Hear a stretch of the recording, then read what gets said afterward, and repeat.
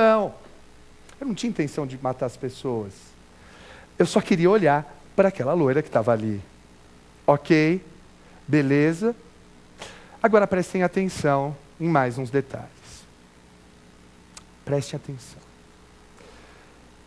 Eu falei de vários fundamentos, não falei? Falei. Tem que ter pelo menos um deles.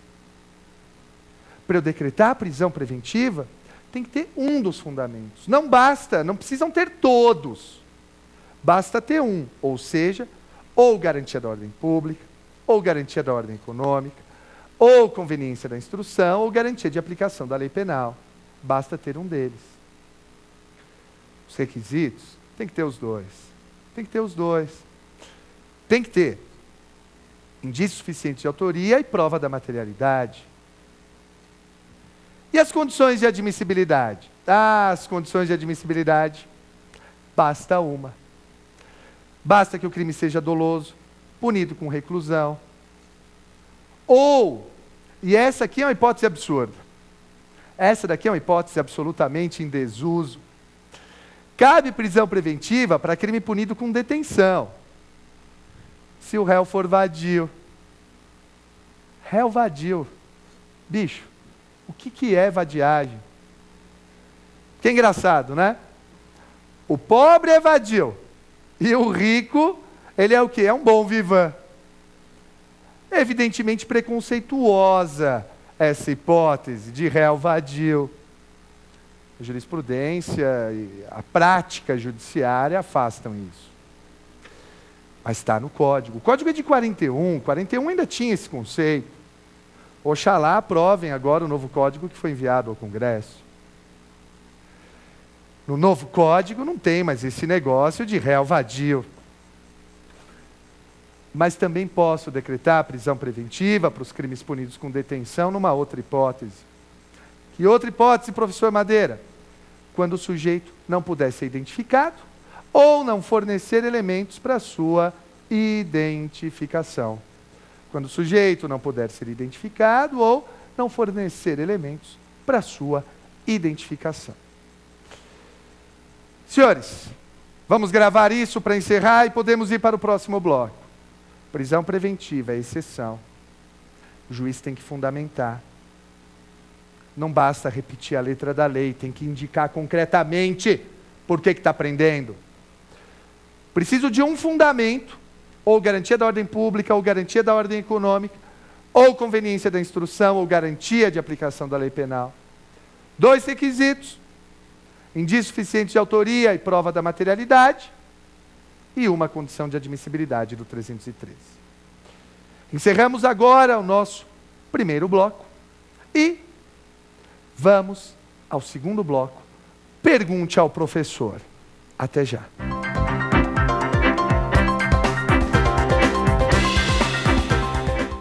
Muito bem, voltamos agora com o nosso segundo bloco.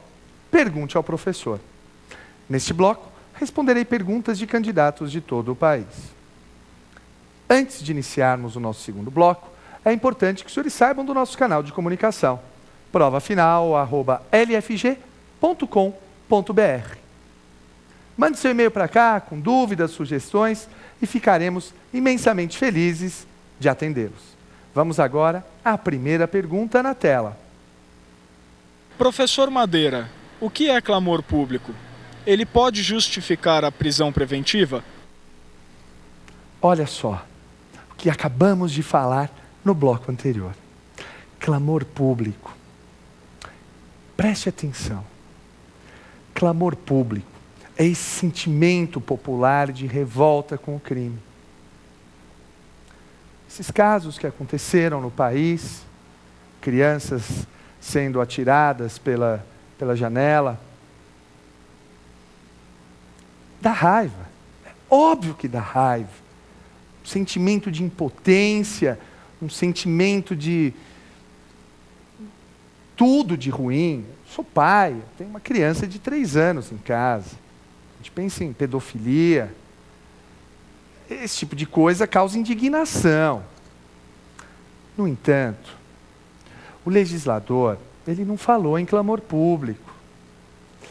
O legislador falou em ordem pública, que é diferente, a gente já conversou. O clamor público não autoriza a prisão preventiva.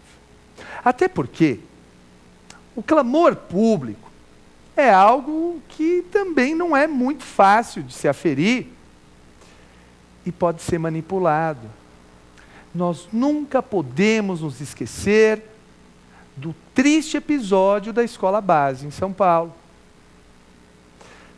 Várias pessoas, diretores e donos de uma escolinha aqui na cidade de São Paulo, foram acusados de violentar sexualmente alunos dessa escola. A população ficou absolutamente ensandecida, queria a morte dessas pessoas. Foram presos até, se eu não estou equivocado. Só que esse caso ficou conhecido como um dos maiores erros de investigação do país, porque não ocorreu nada disso. A vida dessas pessoas foi destruída. Ok, eles ganharam indenização por danos morais contra o Estado e contra emissoras de TV, só que ninguém lhes devolve a dignidade que foi perdida. Clamor público é algo muito perigoso.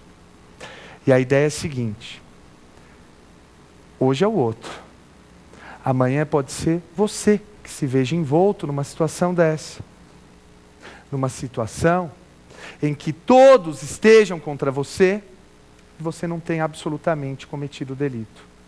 Portanto, clamor público não dá margem à prisão preventiva. Tudo bem? Ok? Vamos agora à nossa segunda pergunta na tela. Professor Madeira, decretada a prisão preventiva por conveniência de instrução criminal, o que ocorre após a oitiva das testemunhas? Outro tema absolutamente fantástico. O que os senhores precisam entender é que a prisão preventiva, ela como que possui aquela cláusula rebus sic stantibus do direito civil. Professor Madeira, eu não sou do direito, que palavrão que é esse? Veja, a ideia é a seguinte: tem fundamento? Decreto a prisão preventiva. Cessou o fundamento? Eu solto. Teve fundamento de novo? Decreto novamente. Cessado o fundamento, eu solto novamente. Vejam, senhores, a prisão preventiva não é algo que se verifique assim, num único momento e acabou. Eu decreto a prisão preventiva e jogo o acusado lá no fundo da masmorra, para ele ficar pensando na sua vingança como Conde de Monte Cristo. Não. Tem que ser constantemente reavaliado. Veja, eu me lembro, no interior também, no início da minha carreira como juiz, tinha, sei lá, meus 25 anos, e já se vão 8 anos. 8 anos, mais ou menos isso. 8 anos. E tive que decretar a prisão preventiva de algumas pessoas importantes da cidade, por conveniência da instrução. Pessoas, inclusive, de quem eu gostava, com quem eu tinha um relacionamento, não de amizade, mas que gostava. Ossos do ofício. O que aconteceu? No dia da audiência, ouvi as testemunhas. E lembre-se, eu tinha decretado a prisão preventiva por conveniência da instrução, porque havia uma suspeita de que estas pessoas estariam tentando modificar a prova. Bomba, decretei a preventiva.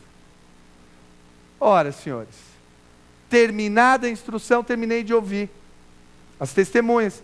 O que eu deveria fazer? Qual que era a única opção possível? Eu não decretei com base na conveniência da instrução. Se terminou a instrução, o que eu, juiz, tenho que fazer? Soltar essas pessoas. Eu me lembro, inclusive, que um deles ainda olhou para mim, começou a chorar e falou: muito obrigado, excelência, eu agradeço a vossa excelência. Eu disse: não há o que me agradecer. Não há o que me agradecer porque é seu direito. Eu decretei a prisão do senhor quando havia motivo. Não há mais motivo. Se não há mais motivo, eu não estou lhe fazendo nenhum favor, porque é um direito seu. Guardem essa ideia. Decretada a prisão preventiva por conveniência da instrução criminal,